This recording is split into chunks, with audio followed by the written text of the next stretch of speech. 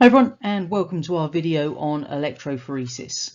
This is part of our Module 6 Part 3 video series all about manipulating genomes, and what we're going to be doing in this particular video is having a look at specification reference 6.1.3e, the principles and uses of electrophoresis for separating nucleic acid fragments or proteins.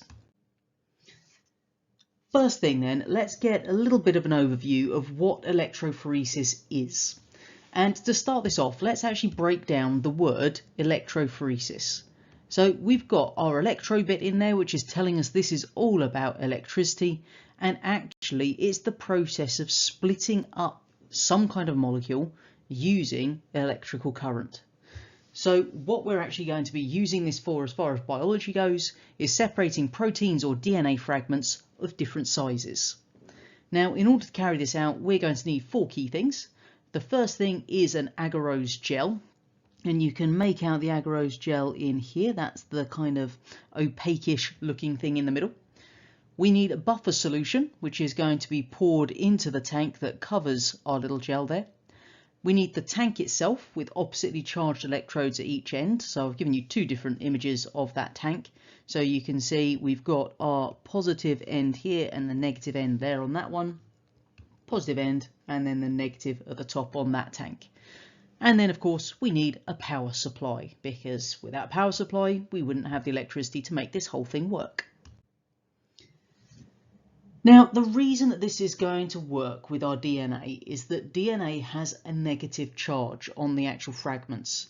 And that's all down to the fact that DNA's got all these different phosphate groups that make up its structure, because hopefully we remember from module 2 that when we're looking at the structure of DNA, we have that sugar phosphate backbone that runs through it, and therefore lots of phosphate groups that give it a negative charge.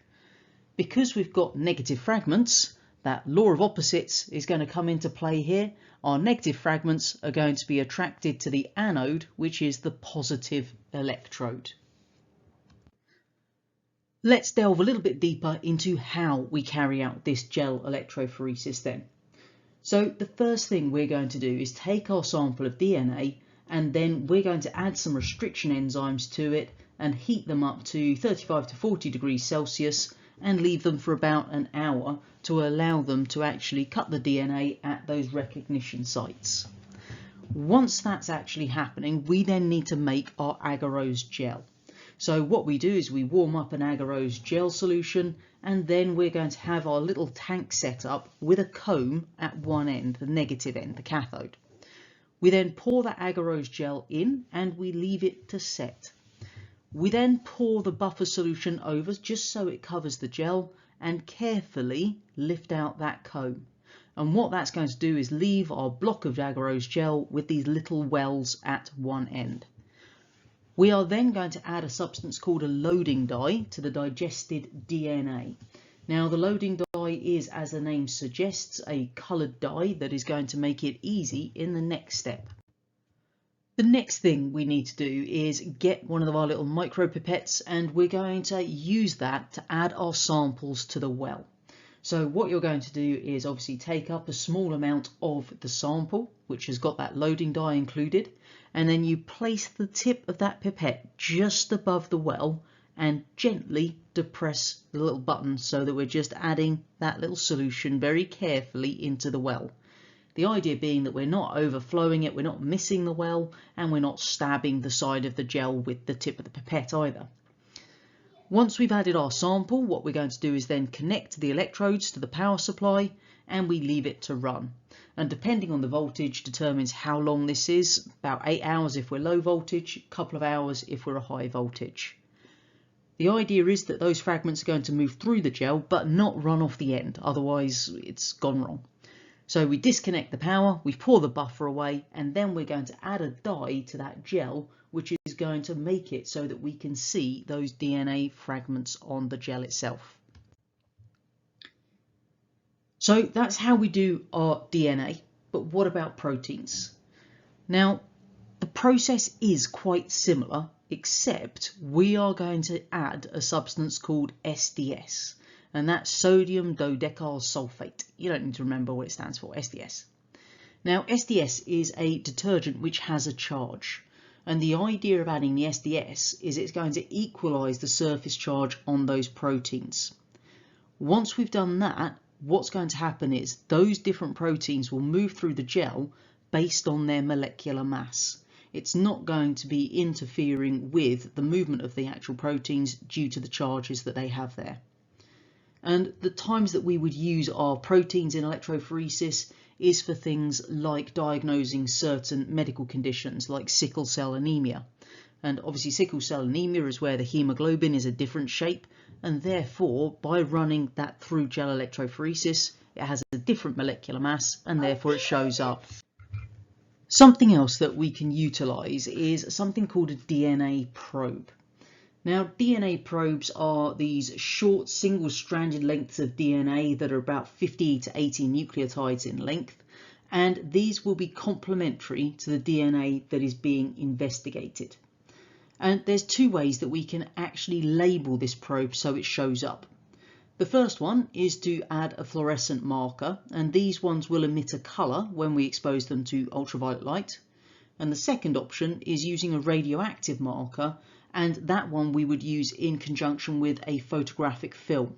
And obviously if we've got that radioactive marker bound, we would get a little lighter band showing up on the film itself. When we're thinking about the potential uses of these probes, it's all about locating specific DNA sequences.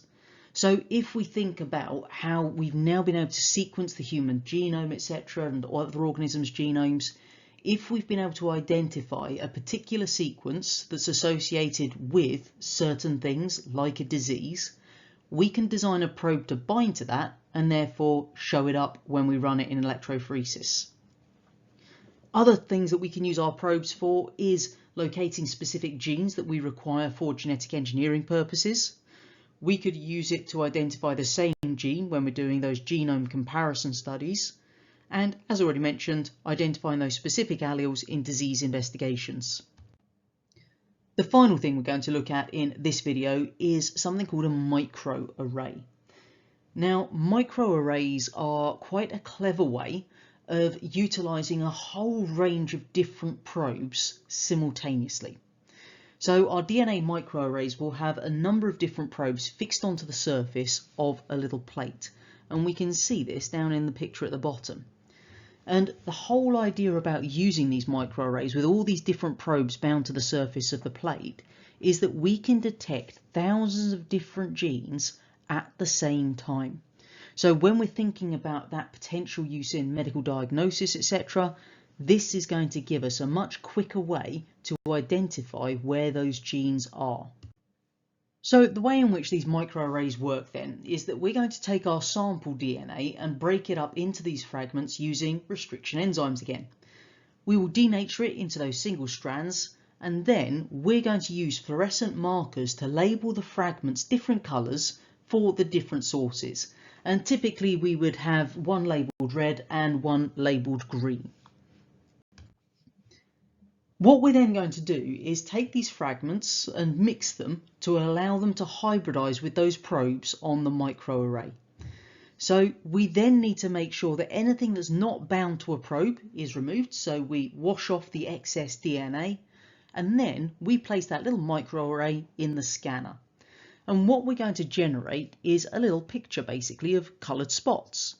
So if we have either a red or a green spot, then that means that one of our DNA strands bound to the probe, because obviously we labelled our different sources red and green. If we've got a yellow spot, that means that both the red and the green bound at that point. So that means that they both happen to bind to that probe, so they've got that complementary sequence. If we just have no colour, neither strand has that complementary DNA sequence, so they just didn't bind. And obviously by knowing which probes are where on here, we can then identify what particular sequences are present in those different sources of our DNA. As always, I hope you found this video useful, and don't forget to subscribe to the channel so you can see when future videos are uploaded. And of course, head on over to the website where you will find a range of other resources designed to help you in your A-level biology studies.